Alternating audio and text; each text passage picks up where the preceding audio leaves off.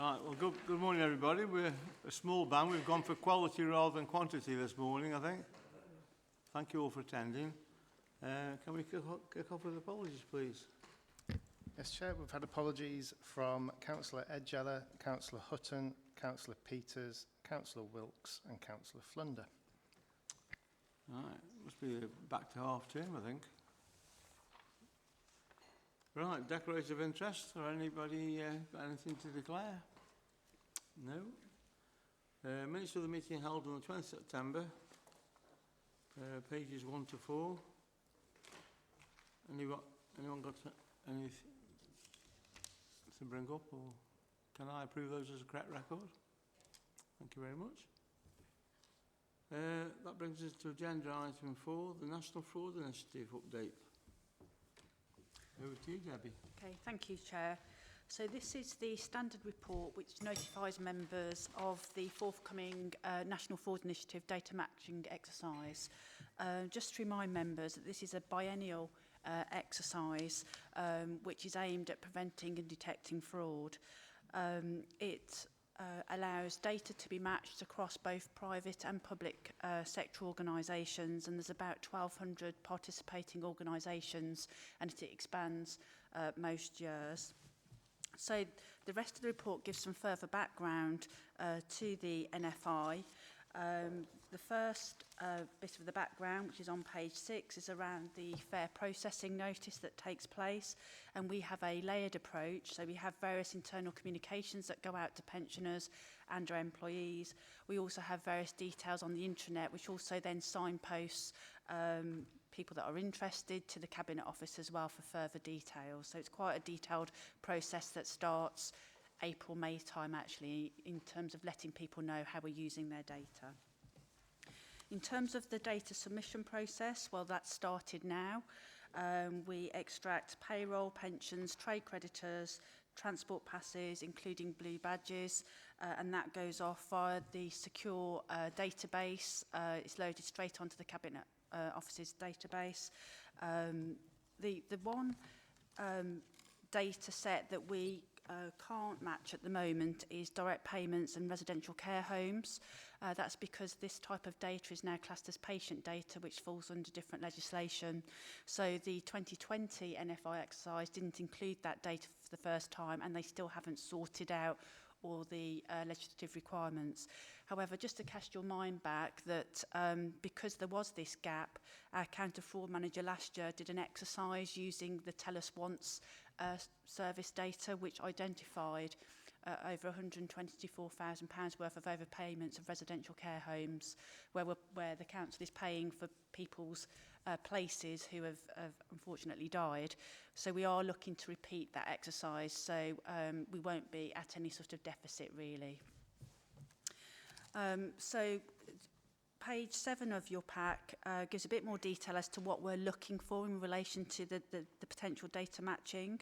So in terms of payroll, we're looking to see or identify potentially individuals that might be claiming sick from one public sector organisation or private sector organisation who are then working somewhere else, or people that are almost ghost employees really, where you've got two sets of people working full-time at two different locations at the same time. Pensions data is largely matched to identify people that we're paying occupational pension to who have unfortunately died, and the same goes for transport pass data as well.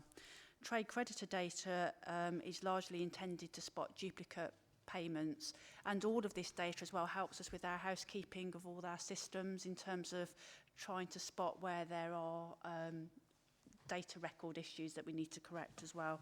It's well worthwhile doing this exercise. It is mandatory anyway, but we do find it really useful.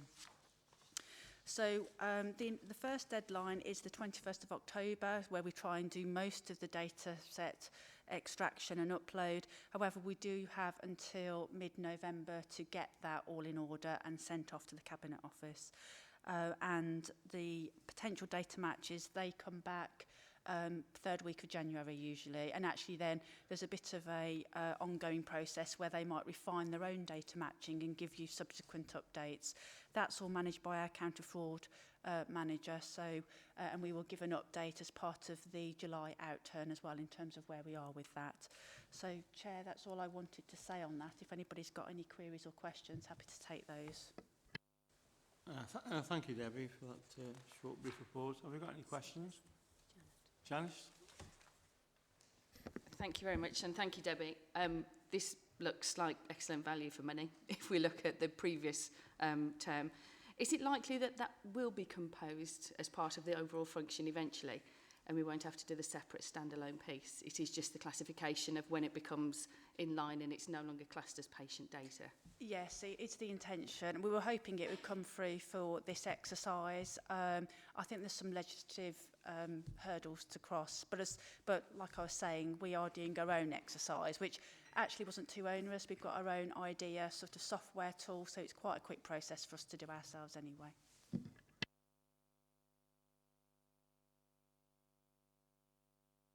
Go on.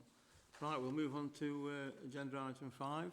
That's the health, safety and wellbeing performance. I think that's going to be presented by, is it Becky's out there, hopefully? Becky Lee.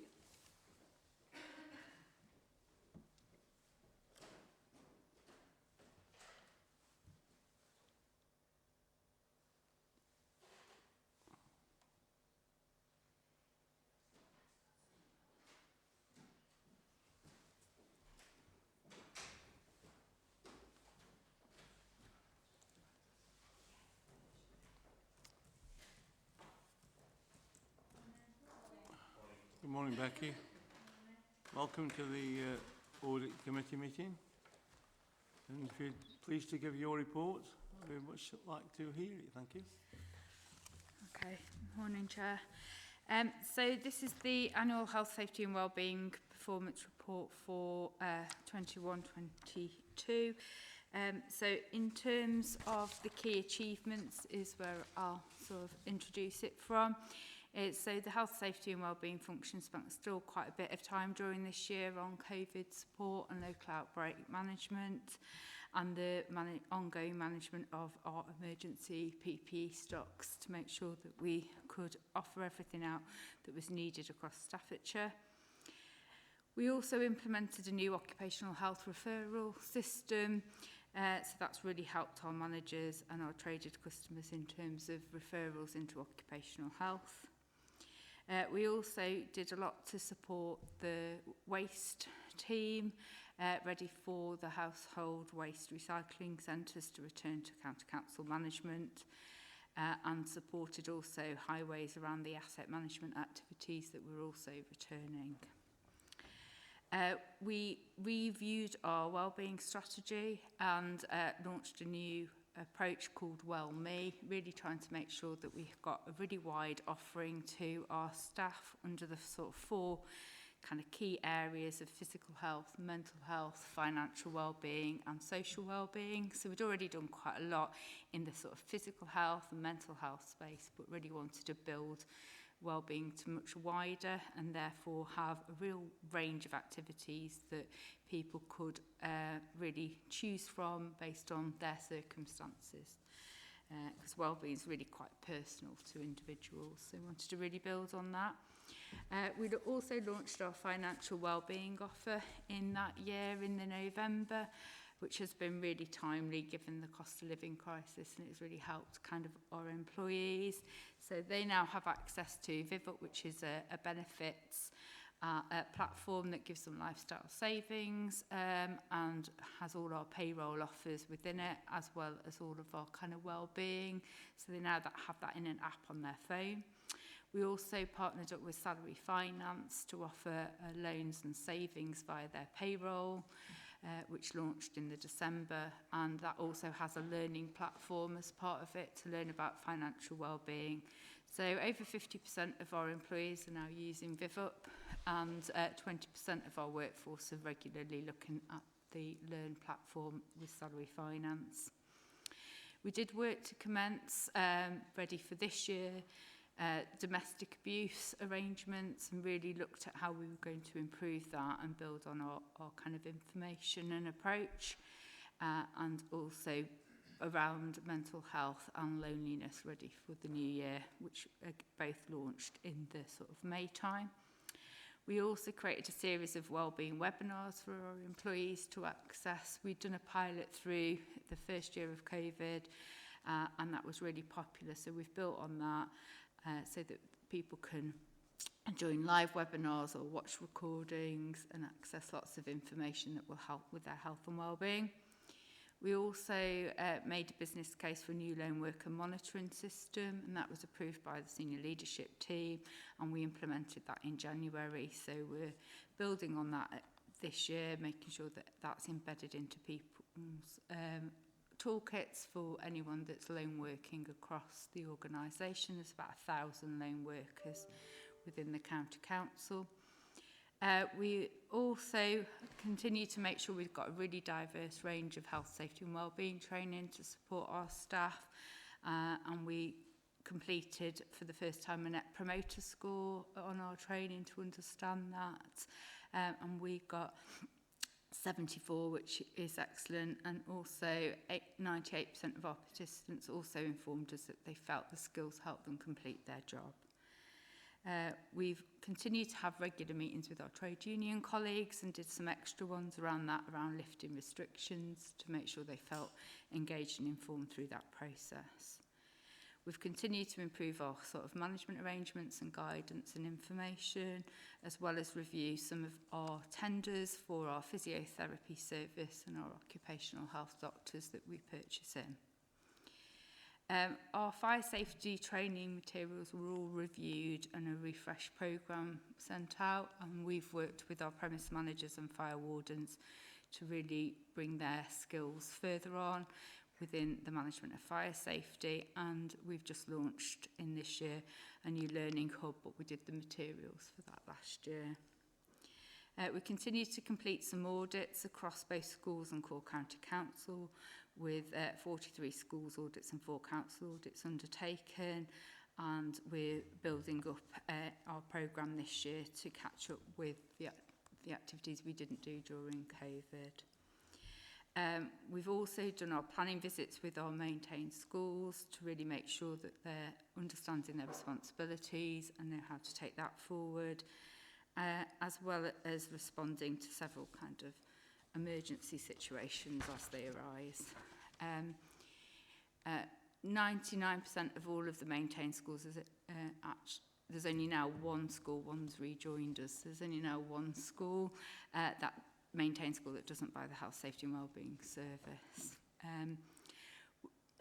We also looked at and monitor regularly the absence. As you will kind of see, absence went down during COVID, has started going back up, so it looks quite stark jump, but if you compare it back to 1920, it's more or less in line, potentially a little bit higher, about 3%, 5%, sorry. And then if we look at, because the main ones for health and safety that we look at is psychological absence and musculoskeletal. Those are kind of back in line, and we've done a lot of work in HR to get rid of the other types of absence, so potentially any increases there are probably just from that, but that is something we will be closely monitoring again this year. In terms of referrals into physiotherapy, we saw 363 referrals, and into Think Well, which is our kind of counselling support, 338 referrals, and we're seeing those creep back up a little bit at the moment as well. Everyone seems to be really positive still about the wellbeing support that we offer, and the feedback on that all remains really well. And our Mindkind, which is more of our kind of proactive approach to mental health, to hopefully avoiding people needing counselling and Think Well. Again, those pages seem to have really good engagement levels with them and are well received. In terms of occupational health, we have seen an increase in referrals, which is good considering absence has been increasing. It is important that they're referring in. So we did just over 1,300 referrals within this year. 607 of those were core county council. Flu vaccinations remained popular again. I think we can all understand why. So we did over 765 vouchers to core county council colleagues and over 1,000 into schools. So we continue to monitor our key performance indicators, which are in the appendix document, and those are doing well. In terms of audits, as I say, we did 47, and we continue to do the management standards this year and had good rates of completion at 100% in all but children and families area, which was down to 67. But they did have an awful lot of transformation taking place, so we'll be working with them this year to try and really improve that score from them. In terms of accidents, it's a bit like our absence. We're seeing those levels kind of return back to 1920 levels. Things are a little bit below, but we will be keeping a close monitor. So we're looking back over a 5-year period now rather than just 3 to make sure we can monitor what happens to those incidents. And the school picture is changing slightly as we have more schools academised as well, then it does sort of change the picture on that. So we do keep close monitoring in terms of that. We continue to investigate the serious incidents that have taken place. HSE have requested some of our reports, but no further action during this year was taken. But we did conclude the HSE prosecution of the County Council for the Isabel Trail tree incident, for which we did get a fine of 300,000. There's been a significant amount of work within Highways area around an action plan for that. So it was the first time we've ever had fee for intervention as well, costs, so we have paid those out as well. In terms of joint consultation, we continue to have forum meetings and progress that. In terms of liability claims, overall those are going down, which is good to see, and our reserves are quite low against our liability claims for employee-related issues. In terms of kind of new topics and things that we're needing to look at for this year, the HSE are going to be carrying out a programme of inspections from September of this year around asbestos management in schools and checking on how those are being managed. I can inform you that to date we've not had a visit yet from the HSE in Staffordshire. There will also be a programme of inspection around waste and recycling centres, so again that might impact on us as we've brought waste back in-house. And then there's a big focus and a big campaign from the industry as well around mental health and stress. So we know that that's on the increase within all employment sectors. In April, the government actually also removed all the COVID-19 restrictions. The ventilation guidance remains in place, and we've supported our premises to manage that. And there is also an update to the fire safety regulations from the findings of Grenfell. And again, we've reviewed the fire safety order and made sure that's incorporated into the practice that we take. So for this year, our real focus is around continuing to support COVID-19 and living with COVID and kind of closing down our PPE and other things, but making sure we're ready for any future pandemic. Supporting business change, the organisation continues to go through change, so making sure that we're really supporting those areas and planning for that in advance. And then we as we trade through and trust, then there's been an SDA kind of service delivery arrangement review, so we've been part of that. And then we continue to embed our new lone worker system and get our domestic abuse and domestic champion support implemented across the organisation. We are also developing a wider tree strategy to help all areas of our business think about how we manage trees and secure safety around our trees. And we are also building and further launching Viv Up and our kind of financial wellbeing to our commission services, foster carers and other people to try and really make sure that benefit goes further afield and wider. We're also looking at our data and information to make sure that we can have better information and insight to help us focus.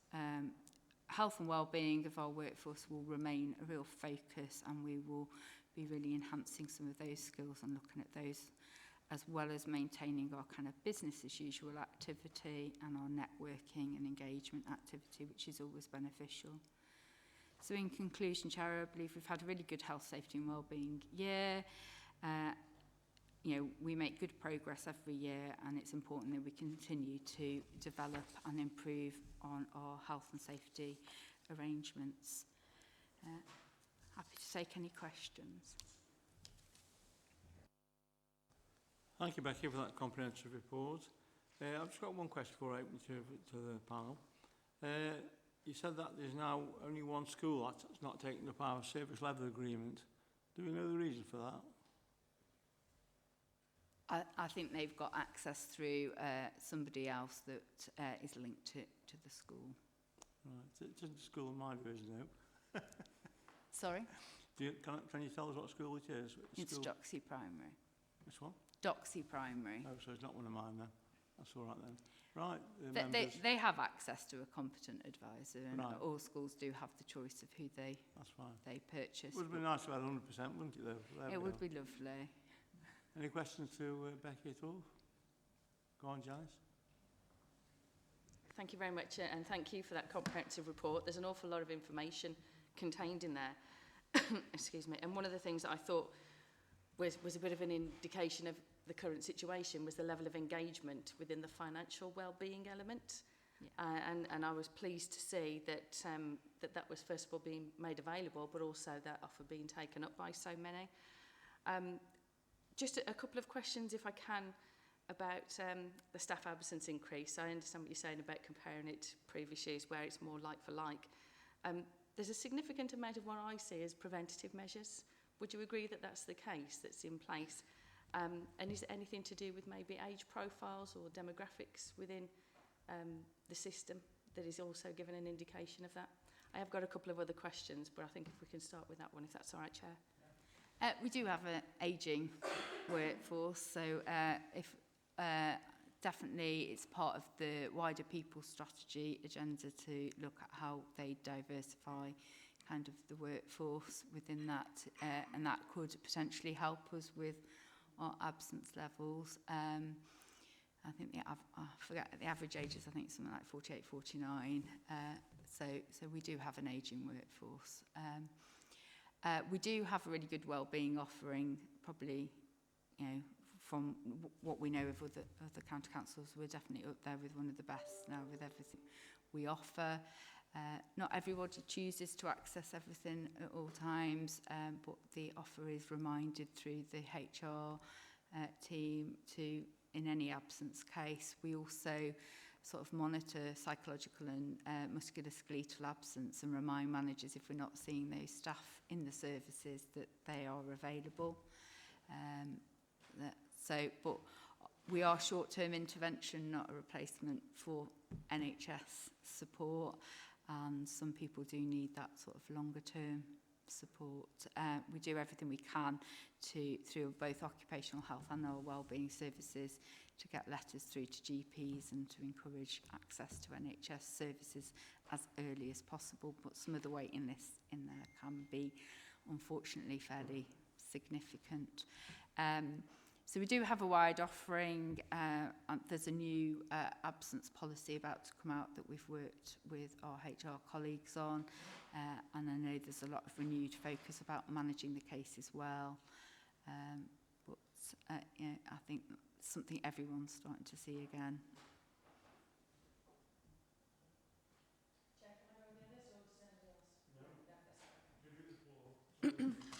Thank you. If I maybe put these ones together, because there's a couple of specifics. You mentioned in 7.6 about HSE specific costs. Yes. The fee for intervention. I just wondered if there was a figure on that which we hadn't already been made aware of with the other figures. It's 42,000. I didn't put it in the report because it goes out publicly. Yeah. Okay. It's 42,000. It's basically their investigation costs. Yeah. So it was over a year's worth of investigation by the HSE. Okay. And then last two, if I may, Chair, asbestos and the investigations that are taking place, I just wondered if you could make a comment on about those that have recently moved into academisation and the stock that may well have shifted over. What is our obligation? What is others' obligation? And then lastly, as a member here, I have a community fund, and one of the things that I encourage with the climate one is planting of trees. And I've always been very mindful of the fact that we can support these different initiatives, but there's always an obligation afterwards to maintain them. And I just wondered how that potentially was joined up. And also on that same note, if there's any work that's done with any outside agencies. You mentioned about domestic violence in there. There's also opportunity that we may have as local members to support some of our local community groups. And I just wondered if there was any involvement between the two on those. So there's a few there, if that's okay. That's fine. More than happy to come back in if you... If I take the asbestos one first, so the County Council has a really robust asbestos management programme and arrangements. Those arrangements are available to all the academies through the interest deal that's in place. So if they choose to take that route, they apply the same across. We are the ultimate landlord still, even when it academises for the buildings, because I think it's a 100-year lease, but it is for them their responsibility to maintain it and look after it in line with the legislation that once that lease is signed. Majority of academies purchase through Intrust the asbestos management arrangements. In any audit we do of a school or academy customer that purchases our services, we always audit their asbestos management. It is one we always look at to make sure that that's being managed effectively and give advice and support if we've got any concerns around that. And we have procedures for emergencies, and we go above and beyond the legislation in Staffordshire. So, for example, we always appoint a licensed contractor, even if it's non-licensed work that's taking place, and we always have an independent air analyst, not one appointed by the contractor. So there's just two very simple steps that really keep everyone really honest in the management of asbestos. We have training and everything there to support them. So academies get the same. Every year they have to write back to strategic property with a review of their how they're managing their premises overall and confirmation around that. If we've got any concerns that we identify them, we obviously pick that up with the school and strategic property as needed.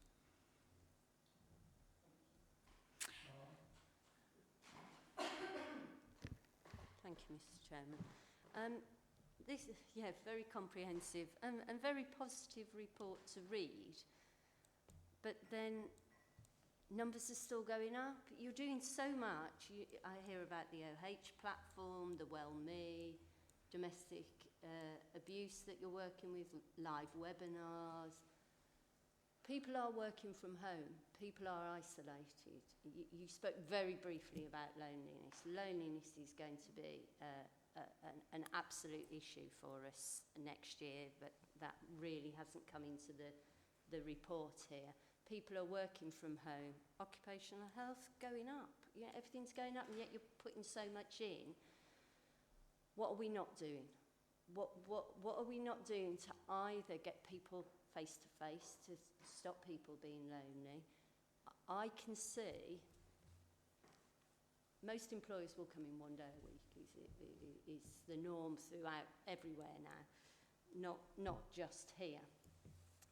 Unless you are needed in for other reasons, there's certain people who will have to be in. But most people are coming in one day a week and working at home from their computer. I'm hoping to see a bit of a change as we hit winter, that people will want to come in for a warmer place instead of having their heating on all day. Because I think working at home from a computer all the time isn't good for your mental health. And I can see huge issues in the future. What are you doing? Not on the computer, not all these programs, which is great for anyone who thinks, I haven't been on a computer for a while. I'll do a health and safety program. I have suffered for the last 2 days with huge headache. My head just feels like it's going to explode. And it's this. I know what it is. I can't be the only person.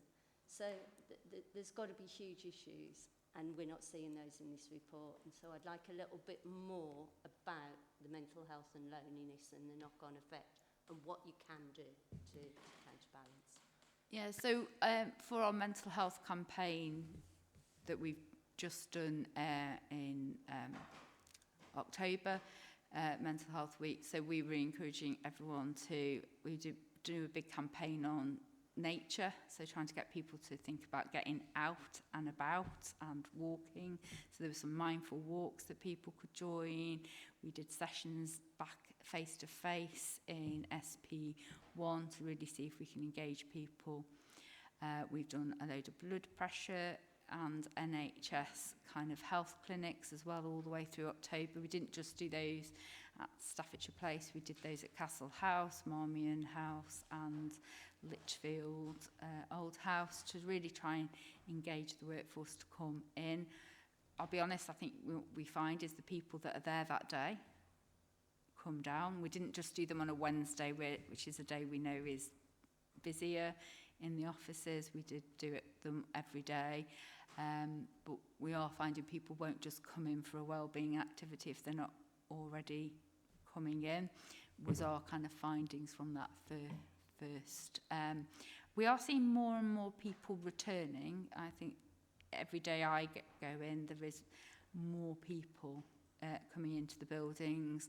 I know managers are encouraging teams to come in for team days and connection, because again, if you're just coming in and the rest of your team isn't there, you're not necessarily getting that much out of the interaction of being in, though it is good for your wellbeing to just get up, out, do things, get dressed in a different way. So I know managers are encouraging that, but it is going to be an interesting challenge through the new norm.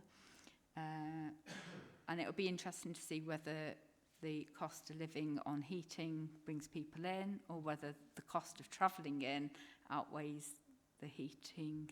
I think it's an interesting balance challenge. So we've done things with VivUp on like things like petrol prices. So we've launched an app so that staff can understand where they can get the cheapest petrol for them, so that they can do that and save their money as best they can. We're looking at other things around that, around salary advance and things to try and help people manage their kind of expenses and costs of coming in.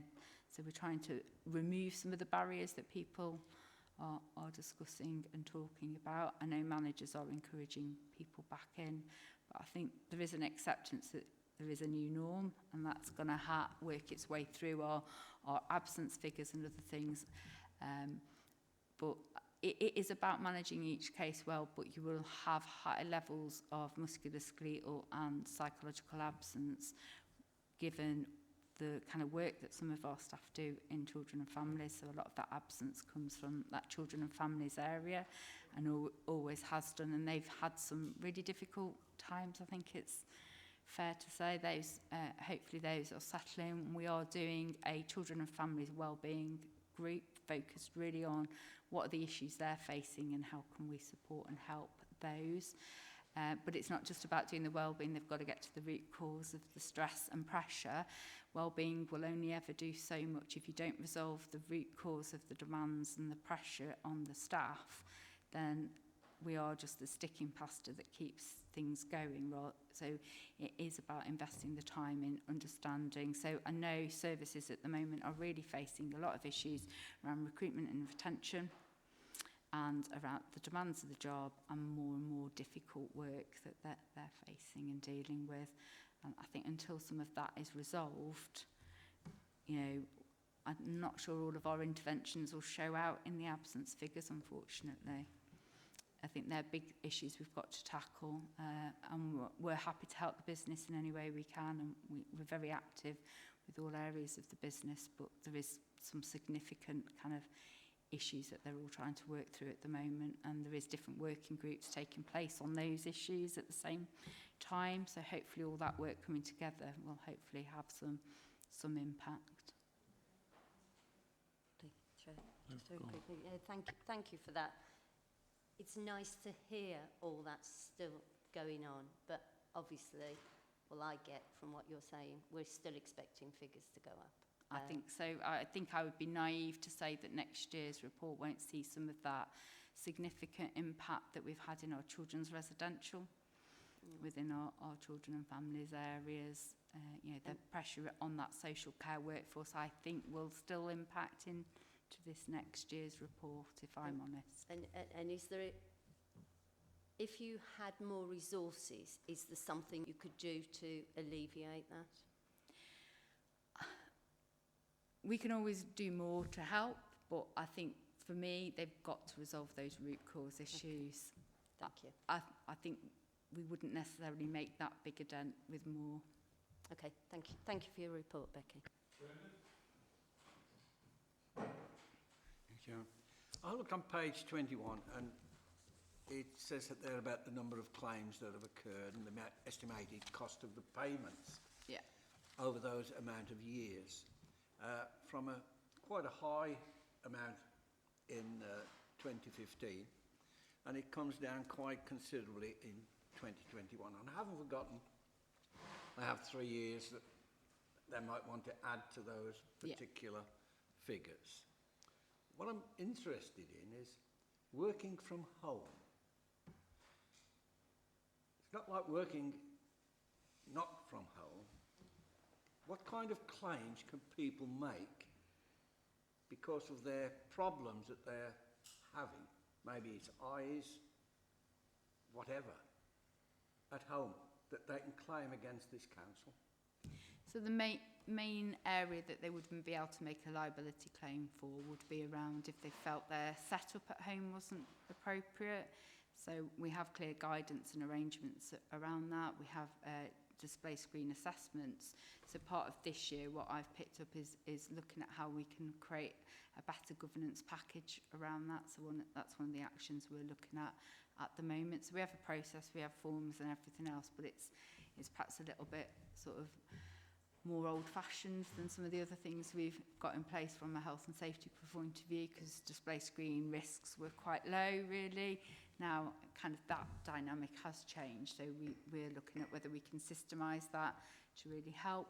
We do have eyesight testing vouchers that people can apply for, so if anybody does use equipment, and most of our workforce would be classed as a display screen equipment user, then they can go and get their eyes tested for free every year through Specsavers, through a voucher scheme that we have in place. So again, that's just been recently promoted again across the workforce and is encouraged. So, and we get about 700 staff take that up every year. I mean, it's a strange question, but do you expect more claims people working from home than they were if they were actually not working from home? I would say from people working from home, you're having less sort of accidents and incidents in the staff that perhaps would have been office-based. There might have been some slips, trips and falls type things, but we're not seeing those. But they were always low numbers anyway. So far, we haven't had any liability claims from a home worker come in. As an industry of health and safety professionals, we're all looking and watching this space because it's a space that's been very low for claims around display screen equipment for a long time.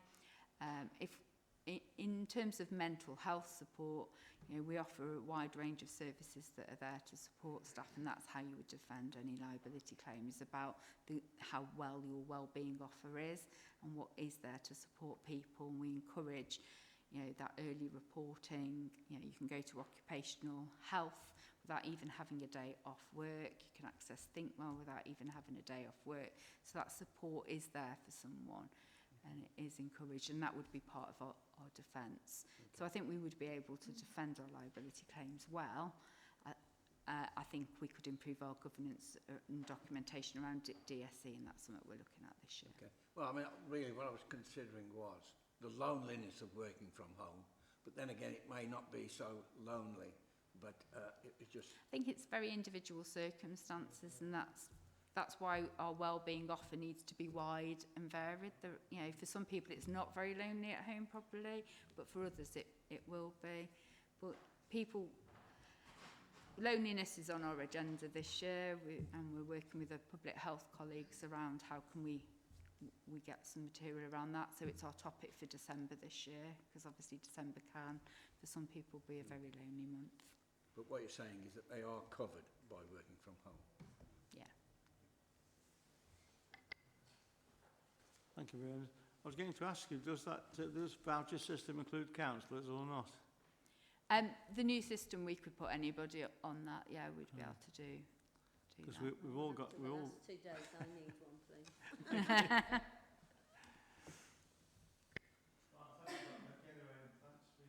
I say, a very comprehensive report. Right, we'll let you go. But not for long. Yeah. We'll have you back. Yeah. Just get them staffing levels up so we've got less problems, please.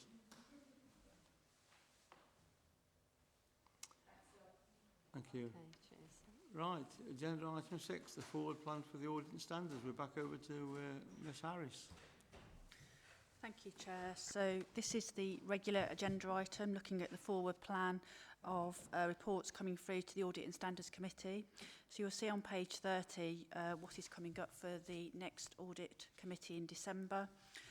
Also, you will see on page 33 that we have amended the forward plan to take account of the comments made for the last Audit Committee, which was a further progress report on the Infrastructure Plus data asset management and also a progress report on the settlement agreements report. So really, Chair, it's whether we've got any further queries or comments in relation to that forward plan going forward. It's a large agenda, and I think December will be quite lengthy. So if you can put your apologies and let me know, will you? But no, again, thanks for coming. I just had another apology coming from Arshad Asfar. He's got a problem at work, so he's just sent a belated apology to all the members. So if you'd like to record that, please. Thank you. Right, that brings us to the close part of the agenda. I've got to read this out. Exclusion of the public. That the public be excluded from the meeting for the following items of business which involve the likely disclosure of exempt information as defined in the paragraphs of Part 1 of Schedule 12A as amended of the Local Government Act 1972 as indicated below. Right, the exempt meetings of the meeting